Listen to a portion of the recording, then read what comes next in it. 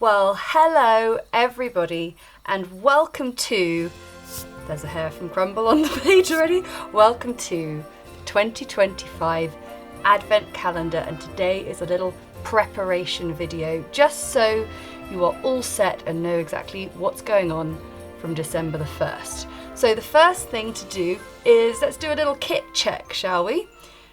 We all need an advent calendar to start off with. I've got my grid here and I have also got some paints, and for this year I've got this very special set of Viviva Colors that we've done in collaboration with them, which are these fantastic artist quality watercolour paints. Oh, I did a little swatch for you there, but I've had a few requests from people on the internet saying, could we possibly look at doing a little swatch sheet like the one I did in the product description? And yes, what we really need to look at today is how we use these colours and how we mix them and how we get the myriad of tones that we're going to need to create all the lovely illustrations for our advent calendar. So we're going to do that shortly. The next thing you need is brushes. So in my advent calendar kits, I have put in 3 brushes, a size 0 in the middle there, a size 2 and a size 4. So you've got a sort of small, medium and slightly larger brush. Judging from previous year's experience, I find that we use the 2 smaller ones much more, but it's really, really important to have a larger brush around for mixing colours. So that's why we've got the slightly larger one there. So that is the advent calendar kit if you have purchased one of those. And then in addition, we've got a few other little things we need. So I always have a piece of paper towel to hand because it's so important to be able to thoroughly clean off your brushes. So make sure you have some paper towel of some sort. Then I've got an HB pencil, nice and sharp, and I've got a hard eraser here, and I'm also going to get my little kneadable eraser there, the soft one. We're going to really benefit from those to rub out the pencil lines once we've painted. And then I also have an extra empty palette. This is one of my best friends made for me, who's an amazing ceramicist. It's got my name on. But any plate, anything will do, but you just really want to have mixing space available, especially if you're using our lovely little Viviva Colors set. Now, the other things we need are jar of water, whether you use 2 or you want to make sure every time we start a new tutorial on the advent calendar that you have clean, clear water to be able to start with beautiful, vibrant colours. If your water jar has water in it that resembles sort of swamp water, then your paintings are going to look like that too. So keep everything vibrant and fresh.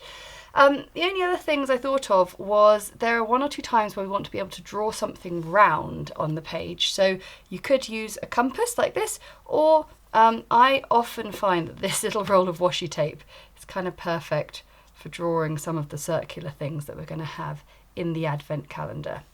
And then for those of you who've painted along with the advent calendar in previous years, there is another very, very important item that is currently missing. And that is the front door. Yes, as a little bit of Christmas magic and silliness, I like to open the advent calendar door every day of the month, just because it's ridiculous.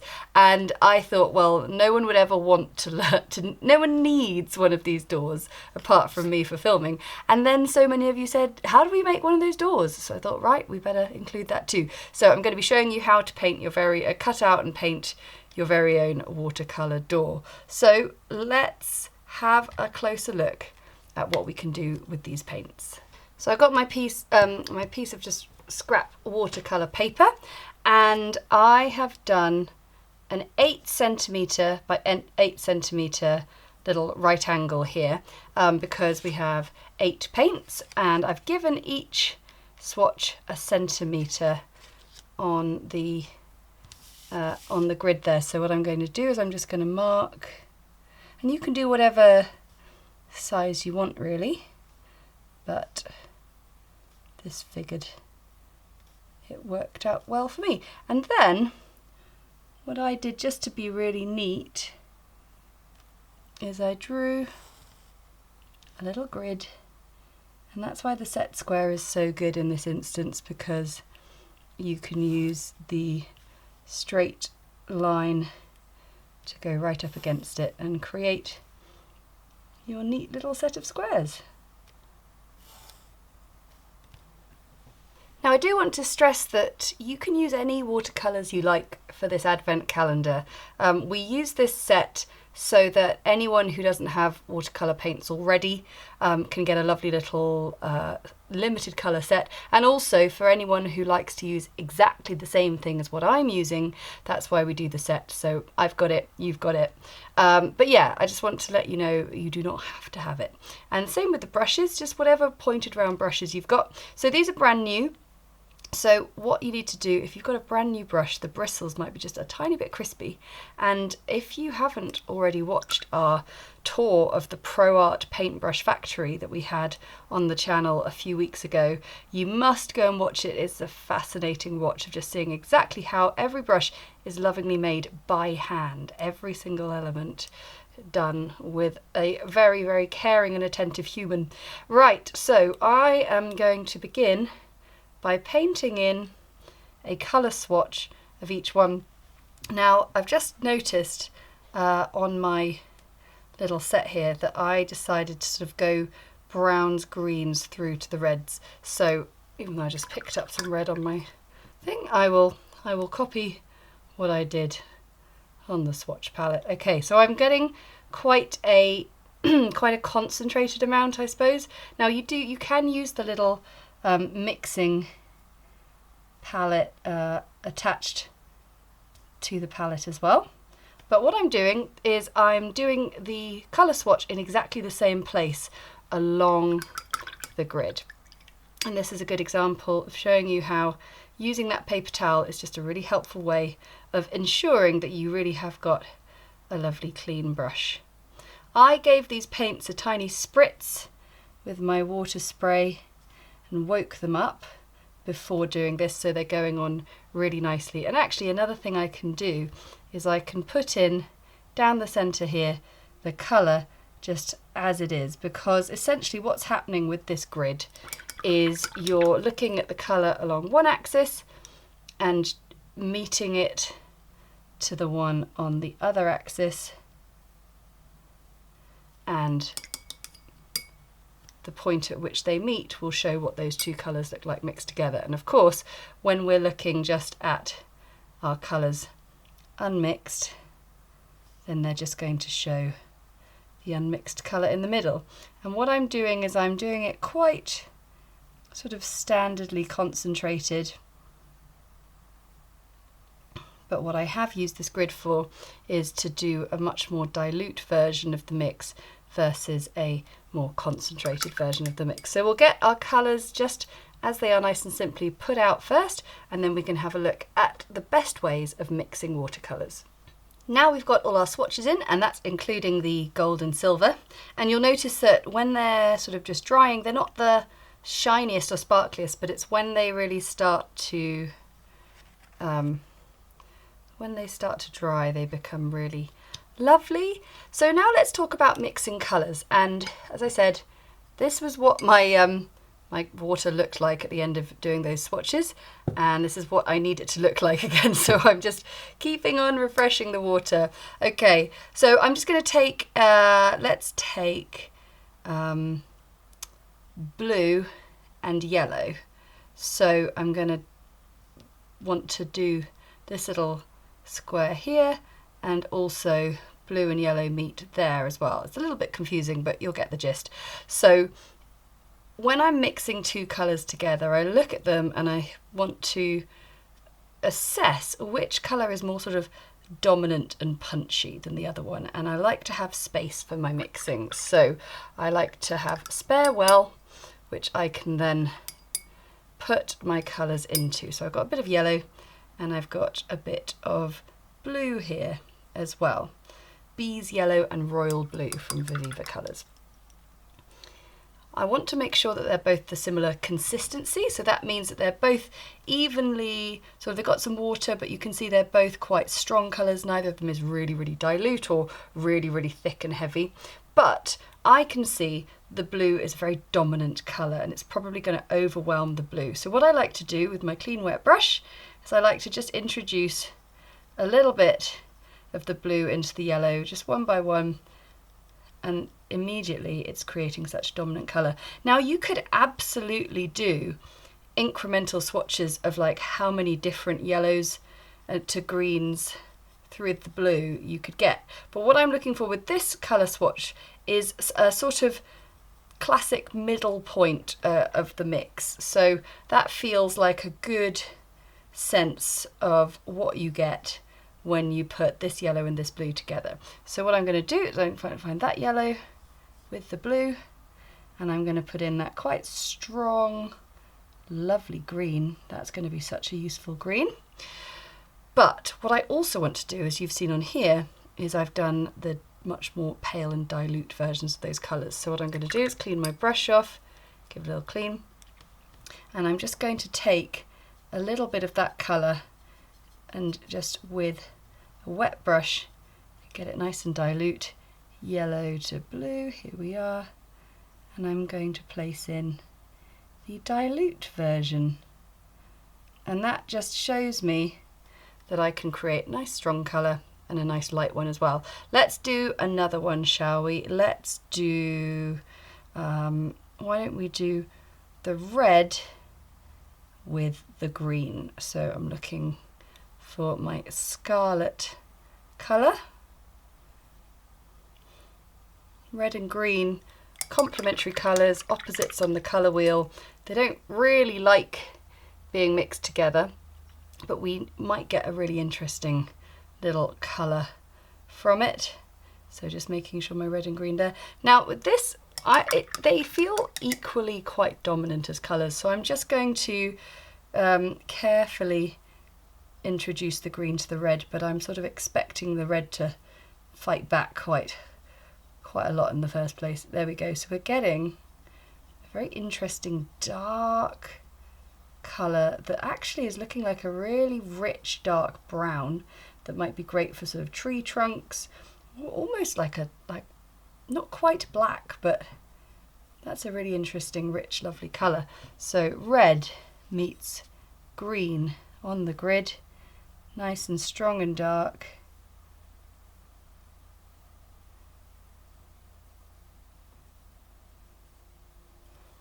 And then I'm going to dilute it. So clean wet brush. And this gives me a really nice interesting grey. So red meets green.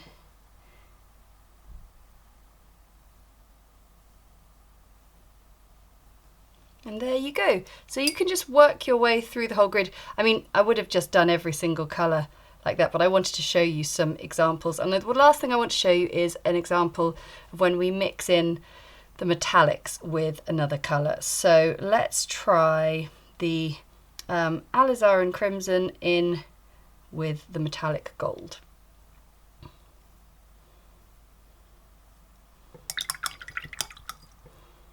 Always cleaning that brush off, and the gold, you can see it's lovely creamy consistency just like the rest of the watercolours, but they are quite delicate colours. So let's see, mixing these two together. Whoa, that's quite cool. So essentially what happens is when you mix in the gold or the silver with one of the colours is there's a slight creaminess to the metallic, so it is going to add a sort of a real lovely creamy thickness to the paint, but it's also going to give it a very subtle velvety metallic feel. So so we've got gold versus Alizarin Crimson coming down there.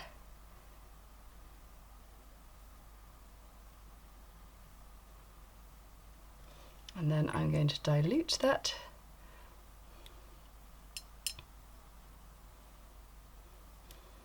And we have gold, Alizarin Crimson, and we'll do the diluted side. and as those dry, they're going to get a lovely shimmer. So that is how you create one of these colour swatch grids, which can be really useful, but also don't forget, as I was saying in there, there's a whole myriad of green tones that can be made from that yellow and blue, so why not create a little set of swatches? I'll do an example, how about this? So starting with the yellow there, introducing a little bit of that blue in, suddenly we start to see slightly more greeny tones.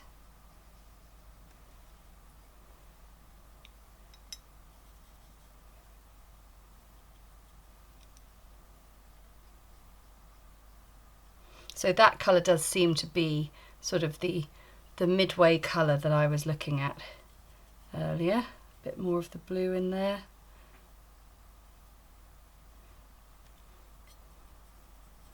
And then just a really sort of dominant bluey green shows you, as an example, how you can get loads and loads of different colours from just mixing two together and increasing the quantities of the more dominant colour. So now it is time to have a go at the little door. So whether you're using our watercolour grid or if you're doing your very own at home, it's going to determine the size that your paper door is. So essentially what we want it to be able to do is to cover over the area. I have cut this corner off so we can always see what door it is. And then I think the other important thing is you'll see this little hinge. I've just scored the paper, which means that I can bend it back and fold it down so I've got a hinge each day. So my total size, you can see, just comes a little bit bigger than the square, and then this definitely is a little bit longer by a few millimeters, and I've scored it to fold it back. And then what I'm going to do is I've got just a little bit of blue tack that I'm going to place. In fact, I remember this from previous years. If you don't want to see the blue tack squidging out, you need such a small amount. Anyway, that is the sort of cat-handed way of placing that on. So that sticks on the door, and then you can just peel it off. But like I say, if you want to do it for fun, but it's kind of totally unnecessary if you're just painting this all. But hey, who am I to spoil our watercolour fun? So there you go, that is the shape. And I'm just using regular old watercolour paper, so there is no need to worry about sort of getting anything particularly special. So I'm going to put my pristine calendar to one side. I don't want to get any paint splatter on it. And I need my pencil, here we go. So I just want to do something really nice and simple, although I will just keep a corner of this calendar in, because what I want to just remind myself of is some of the designs, and I thought it might be nice to do a Christmas tree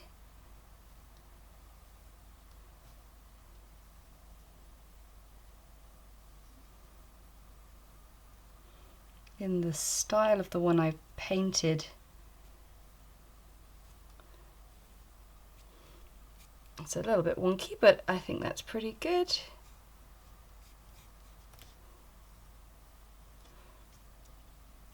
And I'll put a little star at the top, so everything's kind of a little bit soft in its shaping. And actually this is a good example of when we use the eraser. So I use the hard eraser to sort of rub out any bits of pencil I don't want at all. And then I use the soft eraser and I roll it into a little sausage. And I just roll it over the top of the painting. And that gives me just a slightly fainter pencil line. And I've got some water. And what I'm going to do, so I'm going to take some of my Scarlet colour and I'm going to dilute it right down. And I'm going to paint this tree in a very dilute colour. And actually here I am using my size 4 brush, so it might actually be quite useful anyway. I just assumed we'd only want it for mixing colours. And just look how far you can make colour go when it's got a nice amount of water in it. Of course, it's very dilute, it's not a dark, strong colour in the slightest, but that's what I want, because I want to start really light and then be able to build my colour up. And I'm going to do the same with the yellow for the star. So now those have dried, I'm going to do a little stripe, I think. I've been a big fan of slightly wobbly stripes. See, nice and wobbly. Just using my size 0 brush.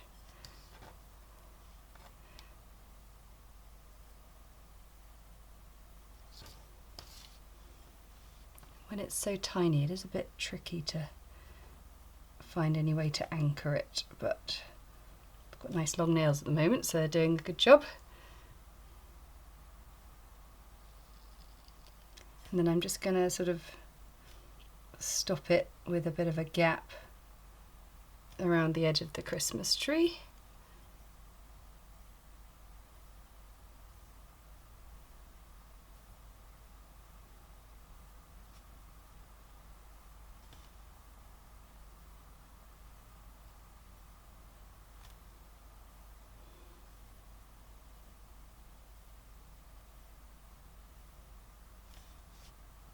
Just tracking it down.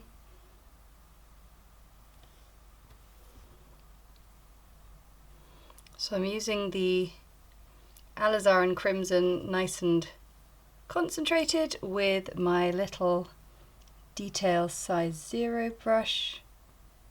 You can just see how lovely it is for small bits and pieces, and how it layers up really beautifully over the top of the dilute red.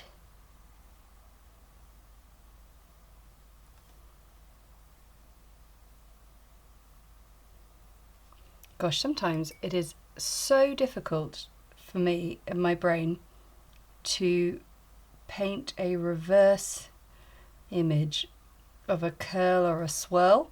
I find it really hard to sort of see which way it goes. So if you struggle with that, you are not alone. We're in this together for sure. There we go. So that's a sort of little version of the tree there. And now I want to try and use all the colours, but I also appreciate it might not look quite right in our aesthetic. So I think I will just use, maybe I'll just use some of the silver and the gold and we will be done. So I think what would be fun is to do little dots of the silver, maybe alternate it. So that is very pale, but it's going to capture the light when we turn the door each day. So I think that's going to be really fun. I was trying to work out what it needed and I realised I just mixed a little bit of blue with the green and got that nice deep dark green, and I just wanted to put an extra accent on that stripe.